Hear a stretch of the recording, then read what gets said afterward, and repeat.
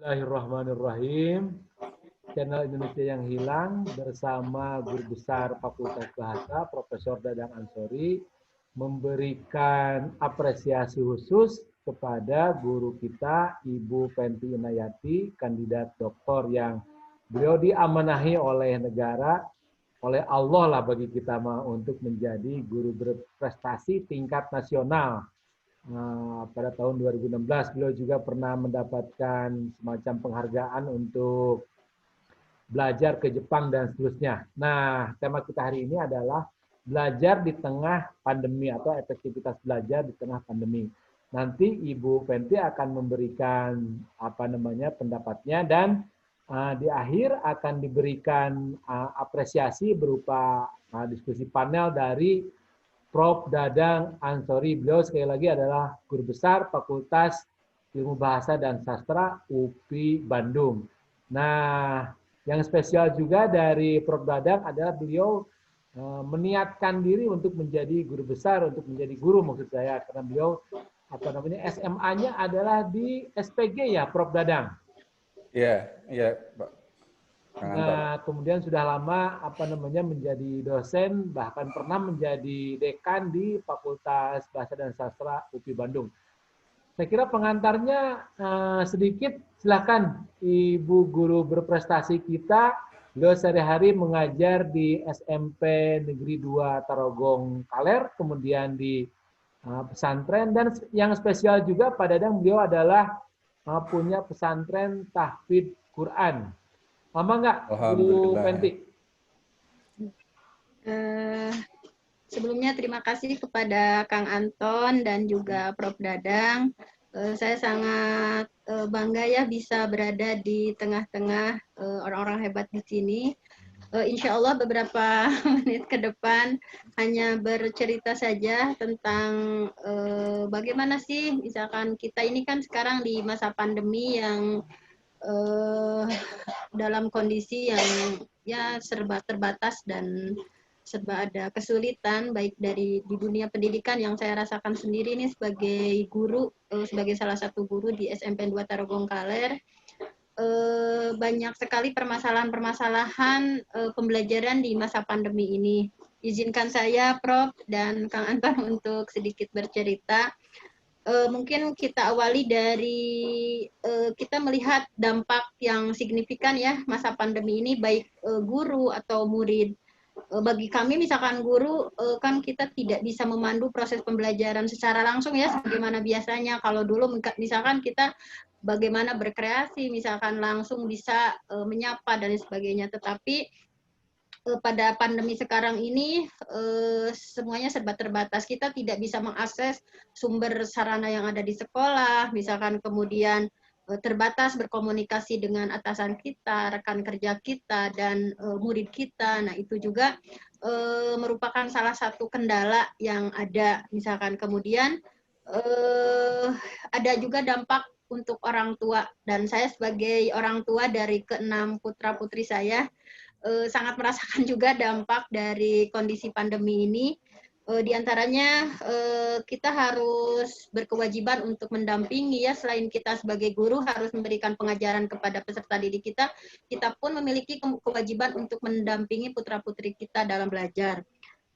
Dan juga hal ini sangat berat ya dirasakan oleh semua, baik yang berprofesi sebagai guru ataupun sebagai orang tua. Nah, kemudian kalau dilihat dari kondisi psikologi peserta didik kita juga, secara psikologi kan mereka itu emosinya masih dinamis ya, jadi emosinya mereka merasa tertekan, misalkan sampai-sampai kan di bulan September kemarin ada salah satu kejadian ya, bahwa karena jengkelnya seorang ibu mendampingi anaknya gitu, anak kelas 1 SD susah wae dicubit, sama sapu itu sampai akhirnya meninggal dunia. Sangat miris ya, sangat miris sekali dengan pembelajaran di masa pandemi ini, banyak sekali. Ya, itu sangat sangat memukul peradaban ya, bukan hanya dunia pendidikan, dunia ekonomi, terlebih dunia kesehatan ya Bu Fenty. Nah, nanti saya kira Bu Fenty bisa melanjutkan, tadi ada pengalaman. Ya, tapi di masa pandemi yang serba terbatas ini aktivitas mereka sangat terbatas. Ya. Kemudian anak juga merasa terisolasi karena apalagi di PSBB sekarang kan sama sekali kita pun tidak boleh guru kunjung kan, nggak boleh dan lain sebagainya, sehingga anak merasa terisolasi, dia hanya di rumahnya sendiri dan lain sebagainya. Nah, itu kita sebagai guru terkadang begini, guru itu ingin memberikan pembelajaran kontennya itu lengkap gitu sebagaimana kejadian di normal gitu. Kebanyakan guru-guru di khususnya yang saya rasakan di Kabupaten Garut itu, jadi guru-guru itu sangat menginginkan pembelajaran yang sesuai target sebagaimana kejadian normal gitu, tidak dilihat misalkan dari berbagai sisi. Nah, ini adalah berbagai permasalahan yang dihadapi oleh kita semua dan terjadinya miskonsepsi tentang PJJ misalkan, bahwa pembelajaran jarak jauh itu dipersepsi oleh guru-guru pembelajaran sebagaimana biasanya, misalkan dengan bab 1, bab 2, bab 3 tiap pertemuannya sesuai konten atau kurikulum yang normal misalkan. Kemudian juga bahwa mereka menganggap bahwa PJJ itu adalah hanya sebatas memberikan tugas misalkan, sehingga banyak guru-guru misalkan di PJJ itu nih tugasnya selesai, misalkan tidak ada interaksi, tidak ada komunikasi dengan murid dan lain sebagainya. Kemudian juga miskonsepsi tentang PJJ itu bahwa PJJ itu tanpa pelibatan orang tua dan lain sebagainya.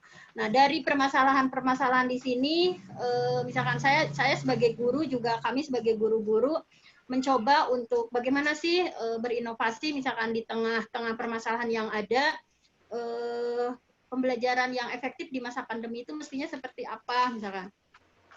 Di antaranya kalau yang diinginkan pemerintah kan idealnya pembelajaran yang berbasis project atau project based learning. Jadi misalkan pembelajarannya itu yang seperti saya misalkan ya di pelajaran keagamaan misalkan, anak-anak sekarang kan banyak bencana misalnya, ada kejadian di Sumedang, misalkan di Kalimantan, di Sulawesi dan sebagainya misalkan. Nah, hari tadi pun misalkan ketika pembelajaran itu kita dibikin kayak proyek misalkan, kita bikin kumpulan dari bencana-bencana tersebut, kemudian oleh anak dibuat di semacam di Canva gitu, gambar-gambar kegiatan seperti itu, kemudian kita pertanyakan misalkan apa yang kamu lihat dari gambar-gambar itu, kemudian bagaimana perasaannya melihat gambar-gambar tadi atau video tadi misalkan, terus juga apa yang kamu tanyakan dari video atau gambar-gambar tadi dan sebagainya. Intinya pemerintah itu menginginkan pembelajaran proyek yang misalkan kayak di saya kan ada di PAI ada pembelajaran haji misalkan, kita bikin miniatur Ka'bah misalkan, kita bikin miniatur kegiatan di haji dan sebagainya. Tetapi kebanyakan guru-guru misalkan ada yang tidak mau ribet gitu ya, jadi hanya inginnya misalkan di screenshot materi, anak-anak catat misalkan, hanya seperti itu misalkan. Padahal yang diinginkan pemerintah itu ya sesuatu yang menyenangkan bagi peserta didik, misalkan di lingkungan rumahnya kegiatan seperti apa, misalkan kayak bikin kaligrafi, misalkan kayak bikin ya proyek-proyek yang bisa dilakukan baik dengan orang tuanya, sesuatu yang menyenangkan. Tetapi ini kurang dipraktekkan oleh guru-guru kita misalkan. Kemudian juga nah ini di dalam kegiatan daring. Dalam kegiatan daring pun sebagaimana yang saya sebutkan tadi ya, bahwa kawan-kawan kami misalkan dalam kegiatan daring itu misalnya hanya ini anak-anak video silakan tonton, silakan simpulkan misalkan, kebanyakan seperti itu. Padahal di kegiatan daring itu bagaimana kita mengupayakan agar anak itu aktif misalkan. Alhamdulillah kalau saya misalkan sesekali kita bikin di kuisis misalkan. Nah itu sangat antusias peserta didik gitu ya. Presentasi dari kegiatan pembelajaran yang partisipasinya sangat tinggi misalkan ketika kita dalam online atau dalam daring itu diselipi dengan sesuatu yang ya sesuai dengan dunia mereka. Kan di kuisis itu semacam ada gamingnya ya, ada gamingnya misalkan, ada dia kalau benar kan ada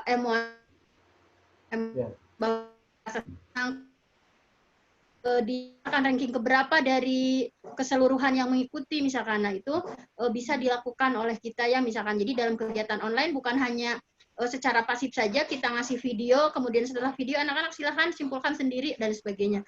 Tetapi bagaimana yang melibatkan emosional mereka yang merasa happy, senang, misalkan bahwa pembelajaran itu menyenangkan, misalkan kan ada semacam saling berkompetisi, misalkan oh alhamdulillah saya nih menjadi juara pertama di kuisis hari ini misalkan. Nah itu kayak gitu. Jadi itu salah satu tips-tipsnya. Kemudian di kegiatan luring pun alhamdulillah ya di SMP kami misalkan kegiatannya memang luringnya ada, luringnya jadi guru kunjung.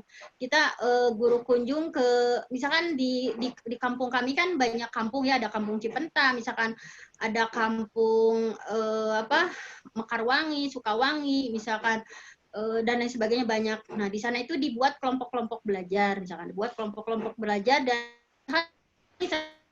setiap hari Selasa ya misalkan melakukan guru kunjung ke rumah-rumah kelompok belajar tersebut, misalkan ada kelompok Cipenta nih.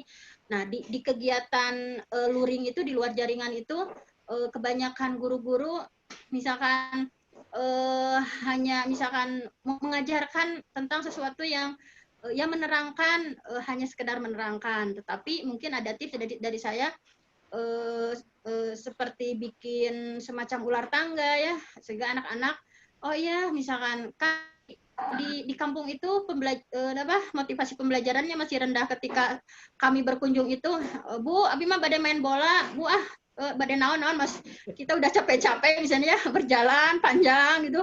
Tapi kenyataan di lapangannya kami lagi senang main bola, kami lagi senang apa. Nah, sehingga mesti ada sesuatu yang menarik misalkan. Jadi dalam grup kunjung itu tidak hanya ceramah saja misalkan. Sehingga kami pun saya secara pribadi membawa misalnya semacam lingkaran karakter atau tadi ya ular tangga, mereka bermain-main, jadi belajar sambil bermain. Jadi tips dalam guru kunjung juga kita harus pintar-pintar untuk menarik kepada peserta didik kita. Jangan kita udah jauh-jauh nih karena nggak menarik bagi anak, maka anak tidak mau belajar juga. Nah, alhamdulillah ya sudah dipraktekkan, ada aksi nyata dari kami seperti tadi misalkan. Kemudian juga integrated kurikulum. Nah, kebetulan saya di sekolah sebagai kurikulumnya. Nah, jadi ada macam penyatuan dari 11 mata pelajaran. Kan nih kalau tiap minggu pelajaran dari 11 mapel itu 11 atau 12 mapel itu mereka pusing nih dengan pembelajaran yang tugasnya numpuk semua. Nah, sesekali di kita ya di SMP 2 Tarogong Kaler ada integrated kurikulum. Jadi kita integrasikan misalkan ada satu topik yang memang saling berkaitan di 11 mapel itu, misalkan dari sisi SBK-nya gimana, dari sisi PKN-nya gimana, dari sisi PAI-nya gimana, misalnya dari sisi IPA-nya seperti apa dan sebagainya. Nah, sehingga nah ini anak-anak juga sangat antusias. Anak-anak untuk hari ini kita integrasikan nih seluruh mata pelajaran, misalkan pokoknya ini nilainya kalau kalian mengerjakan ini akan untuk semua mapel. Nah, sehingga ada topik-topik tertentu semacam misalkan untuk penguatan cegah COVID misalkan itu bisa dari seluruh itu yang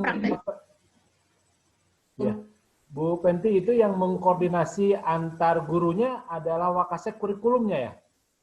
Ya, kalau di sekolah kami, saya secara institusi ya sebagai kurikulum, guru-guru misalkan Bapak Ibu, gimana nih untuk minggu sekarang kita integrasikan misalkan seluruh mapel yang ada topiknya, misalkan kayak topik-topik umum kan, seperti tadi yang bencana itu, misalkan sekarang kan banyak sekali bencana nih, kita lihat dari berbagai mapel nih misalkan, sehingga topiknya meluas gitu, satu topik tentang bencana Indonesia, tetapi dilihat dari berbagai sudut pandang dari seluruh mapel, sehingga seluruh mapel bisa ikut misalkan di dalamnya, misalnya seperti itu. Itu porsinya berapa, katakanlah berapa persen Bu yang integrasi itu? Ya misalkan kalau memang tidak ideal ya, tidak ideal. Nih misalkan apa ketika kalian melihat bencana tersebut kira-kira doa apa yang mesti dipanjatkan misalkan, oh itu kan sisi PAI-nya misalkan, dari sisi IPA-nya misalkan, dari sisi IPA-nya kan bisa dilihat misalkan bencana di sini misalkan penyebab-penyebabnya misalkan, kemudian dari sisi memang perilaku orang dan sebagainya misalkan. Kemudian dari sisi SBK-nya tentunya mereka asik menggambar. Silakan gambar misalkan dari peristiwa-peristiwa tersebut anak berimajinasi untuk menggambar misalkan. Kemudian dari sisi mapel yang apa? Yang lain-lainnya intinya semua guru berkontribusi intinya misalkan. Oh, saya mau menyoroti dari sisi ininya, saya menyoroti dari sisi ini. Jadi di sela-sela apa namanya daring juga ada luringnya, kemudian ada langkah integrasi begitu ya. Kemudian tadi di menit-menit pertama Ibu Penti juga menjelaskan bagaimana pembelajaran itu mesti menyenangkan begitu ya dan berbasis proyek agar anak terlibat langsung pada apa namanya pelajaran-pelajaran ini. Pak Prof Dadang, ini sambil mencoba terus terang sambil mencoba sinyal begitu. Sebetulnya ini masih waktu Bu Penti, tapi terkendala sedikit sinyal. Barangkali kita Bu Penti bergeser dulu ke Prof Dadang, begitu sambil kita lihat sinyal di Garut. Silakan Prof Dadang. Tapi masih unmute nih Prof Dadang. Masih unmute. Nah, silakan. Baik. Bu Penti, selamat siang. Apa yang tadi disampaikan oleh Bu Penti patut para guru khususnya di Kabupaten Garut menyiasati berbagai hal yang tidak menyenangkan saat ini ya. Walaupun tentu saja kita sebagai seorang Muslim memaknai ini sebagai sebuah ujian hidup ya, takdir Tuhan yang harus kita jalani. Dan tentu saja kita selalu berpikir ada banyak hikmah di balik ini semua.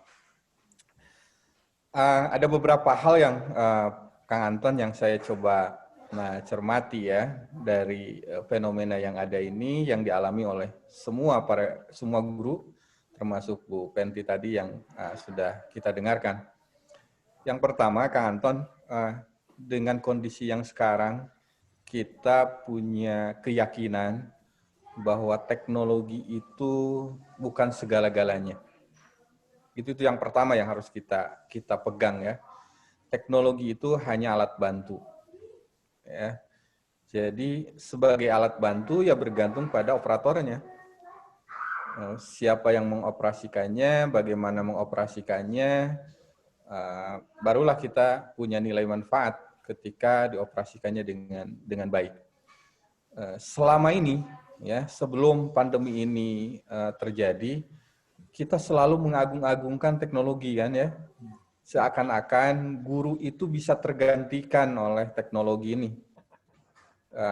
gitu ya. Di sana sini tanda petik dijual lah, didagangkan betul teknologi pendidikan ini, seakan-akan semua proses pembelajaran ini bisa selesai dengan teknologi.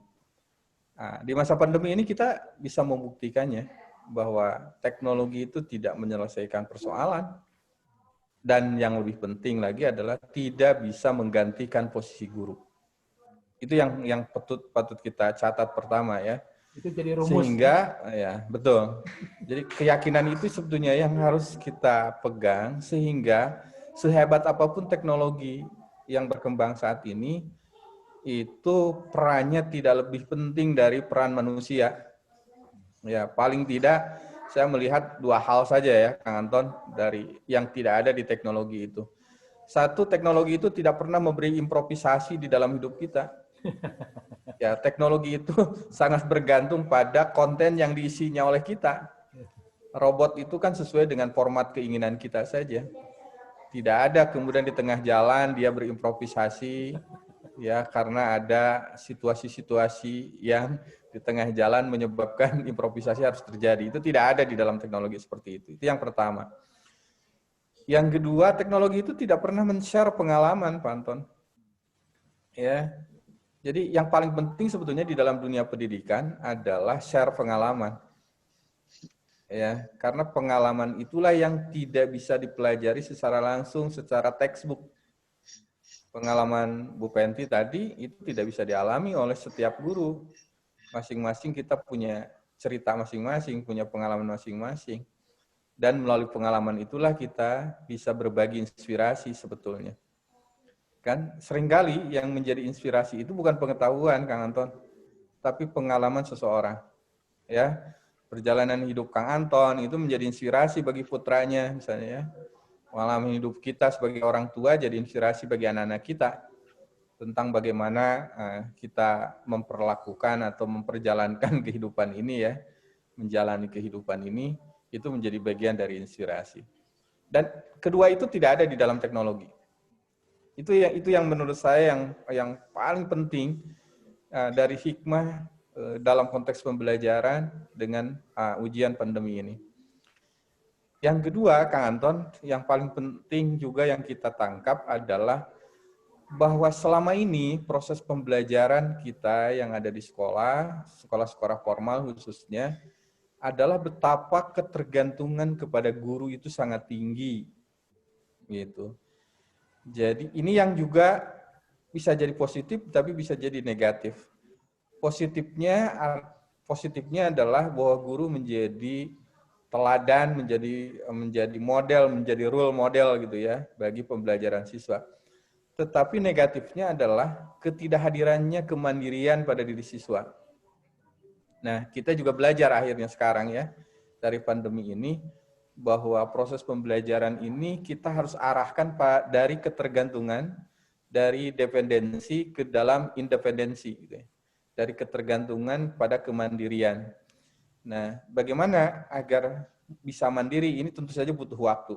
Kita belajar dari kejadian sekarang ini, bagaimana agar kemandirian itu tercipta. Misalnya, sekarang ini mau tidak mau anak harus punya target sendiri belajar. Jadi dia juga harus punya kurikulum sendiri dalam pengertian target belajar itu ya, kurikulum program belajar dia dalam pengertian program belajar. Jadi guru itu harus men-share program belajar yang awalnya ada di kepala guru dalam satu semester ini, sekarang harus menjadi aktivitas yang dimiliki oleh anak. Plus orang tua. Nah, betul, plus orang tua tentu saja, betul, yang ada di rumah. Ya, betul. Nah, itu harus menjadi kurikulum keluarga sekarang itu. Gitu. Jadi kurikulum yang KTSP ya Bu Penti ya di sekolah yang satuan pendidikan itu, nah sekarang itu harus pindah ke dalam kurikulum keluarga. Jadi target, capaian dan lain-lain itu sekarang mau tidak mau itu harus menjadi bagian juga dari target keluarga. Nah, sehingga step demi stepnya gitu ya, langkah demi langkahnya itu bisa dikerjakan secara mandiri. Nah, memang Kang Anton sih sebetulnya di lembaga pendidikan perguruan tinggi seperti universitas terbuka, kemandirian ini sudah dilaksanakan, ya, yang disebut dengan pembelajaran jarak jauh. Tetapi itu bagi bagi para mahasiswa yang memang betul-betul niat belajarnya kuat dan dia siap dengan belajar jarak jauh ya, dengan program tersendiri gitu ya. Jadi mau lulus berapa tahun, mau lulus berapa semester, itu di program sendiri. Nah, sekarang tiba-tiba dengan kondisi seperti ini, yang semulanya sangat bergantung pada guru harus membangun pola tersendiri, kurikulum sendiri. Itu yang agak berat sih. Ya, itu yang agak berat dan itu yang harus kemudian disosialisasikan. Jadi, kalau kemandirian ini terbangun, cerita yang tadi Bu Penti sampaikan, misalnya ketika harus berkeliling ke rumah gitu ya, kampung-kampung ya ke rumah-rumah para siswa, tentu saja tidak akan mendapatkan satu fenomena anak misalnya memilih sepak bola dibanding dengan belajar. Nah, misalnya ya, kalau memang kemandirian itu sudah terbangun, jadi anak itu dia akan punya schedule, akan punya jadwal. Kapan dia belajar, kapan dia bermain, kapan dia melakukan kegiatan yang lain. Karena faktanya di beberapa daerah, mungkin juga di Garut, ketika pandemi ini berlangsung kan tidak semuanya juga yang numpi ya, tidak semuanya ada di rumah pada akhirnya. Tetap saja aktivitas itu berlangsung. Nah, Kang Anton, dua hal itu yang menurut saya menjadi penting ya. kita pahami sekarang di dalam dunia pendidikan. Jadi sekarang pola belajar yang dependent, pola belajar yang bergantung pada guru, itu ke dalam pola belajar yang mandiri. Dan dalam jangka waktu panjang, sebenarnya kemandirian ini itu menjadi core penting di dalam pembelajaran abad 21. Jadi sekarang ini kita dituntut untuk belajar mandiri, punya target sendiri, punya capaian yang dikehendaki sendiri oleh anak gitu ya.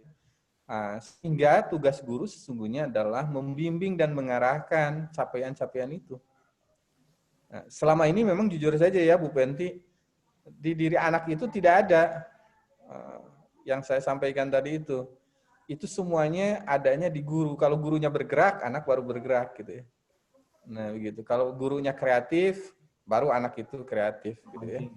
Nah, iya betul. Jadi sangat dependent pada sosok guru. Bahkan mungkin kita juga tidak menafikan ya ada fenomena-fenomena bahwa kecenderungan anak belajar itu sangat ditentukan oleh bagaimana interaksi guru kepada muridnya. Ada anak yang dia mau belajar itu kalau gurunya begini misalnya, atau karena gurunya diidolakannya begini. Di lain pihak dia tidak mau belajar kalau menghadapi gurunya ya seperti ini. Ada juga ya ketergantungan seperti itu di dalam masyarakat kita. Nah, yang ketiganya, Kang Anton, yang saya ingin sampaikan juga bahwa pada suasana COVID seperti ini, kreativitas itu sangat dibutuhkan. Jadi, sekarang ini tuntutan selain kemandirian pada diri anak, kreativitas guru lah yang juga harus mendorong.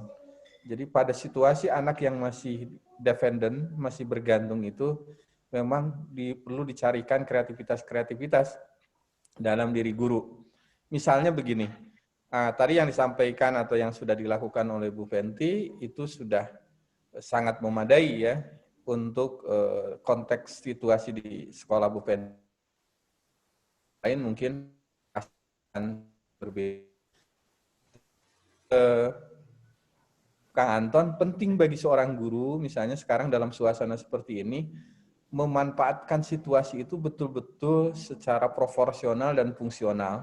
Dalam pengertian begini, mapping atau pemetaan kompetensi yang harus dimiliki oleh para siswa, itu sejak awal memang harus sudah dilakukan oleh guru.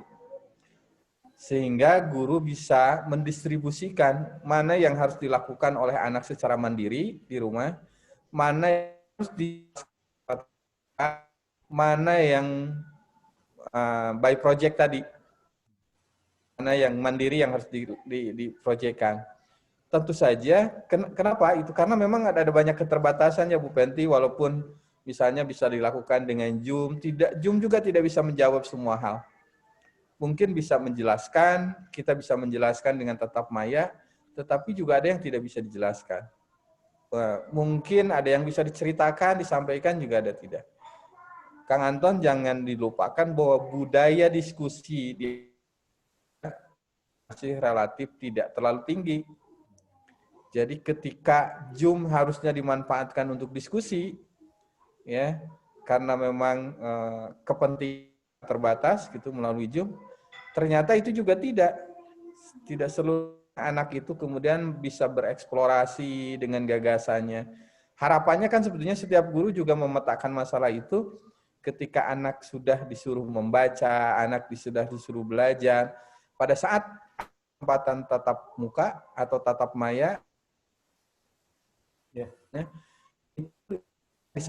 yang didiskusikan itu adalah hal-hal yang sangat penting dan tidak bisa dipelajari secara mandiri. Tapi lagi-lagi itu juga loss juga, Kak Anton, pada umumnya ya. Jadi hanya anak-anak yang memang sudah terbangun budayanya di rumah. Jadi bagi saya sekarang ini adalah poinnya adalah memindahkan target capaian kurikulum sekolah lah begitu ya, dari sekolah ke rumah. Salah satunya yang harus kita lakukan itu.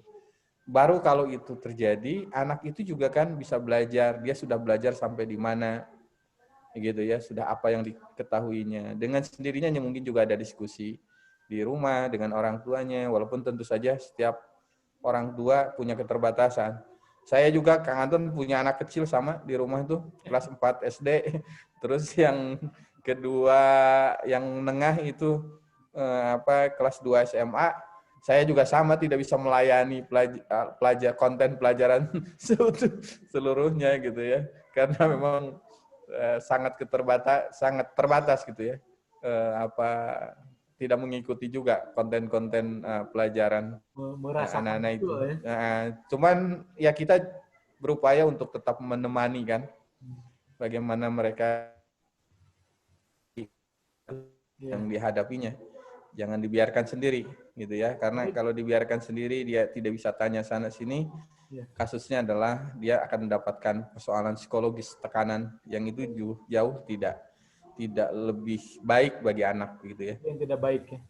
Betul. Itu barangkali Kang Anton yang bisa saya sampaikan. Prof. Dadang, cukup banyak tadi dari mulai motivasi sampai kepada gagasan-gagasan Bu Penti ya. Seperti yang dijanjikan, sekarang giliran Bu Penti, saya persilahkan untuk memberikan bisa tanggapan, bisa protes, bisa pertanyaan, kan gitu ya Prof ya. Jadi ini diskusi. Ya, mangga. Bebas. Mangga Bu Penti, guru berprestasi kita. Karena memang ini acaranya adalah mengapresiasi ya, kata Prof Dadang kemarin. Mangga Bu Penti. Terima kasih Prof, ilmunya memberikan pencerahan ya kepada saya secara pribadi sebagai guru, bahwa tadi diingatkan kurikulum yang disusun di sekolah itu harus sudah ditransfer ya ke murid dan orang tua atau ke keluarga. Nah, mungkin ini juga menjadi salah satu hambatan ya bagi guru-guru, misalkan saya berbicara pengalaman saja kemarin di Garut, misalkan di semester 1 kita dikondisikan nih, misalkan guru-guru silakan bikin modul, misalnya modul bahwa apa yang dipelajari selama 1 semester itu dibikin semacam modul untuk mempermudah, misalnya untuk mempermudah jadi murid bisa membaca secara mandiri, misalkan dari modul 1 sampai modul 7, misalkan sesuai dengan KD yang sudah dibuat, kemudian dikondisikan untuk membuat video gitu dan sebagainya. Nah, tetapi mungkin karena pandemi ini terlalu panjang gitu ya, di semester 2 ketika tidak dikondisikan maka guru-guru pun diam gitu. Kalau di semester 1 oleh Bapak Kepala Dinas, misalkan oleh Pak Kasih Kurikulum, ini misalkan untuk persiapan PJJ misalkan selama 1 semester silakan dibikin, sehingga alhamdulillah sedikit kondusif gitu ya, karena kita sudah menyiapkan modul yang semuanya dibagikan kepada peserta didik dari mulai modul 1 sampai 7, misalnya kalau PAI ada misalkan, dan video dari 1 sampai 7 sudah. Nah, itu alhamdulillah sudah, berarti itu sudah tertransferkan ya kurikulum yang akan dipelajari selama 1 semester.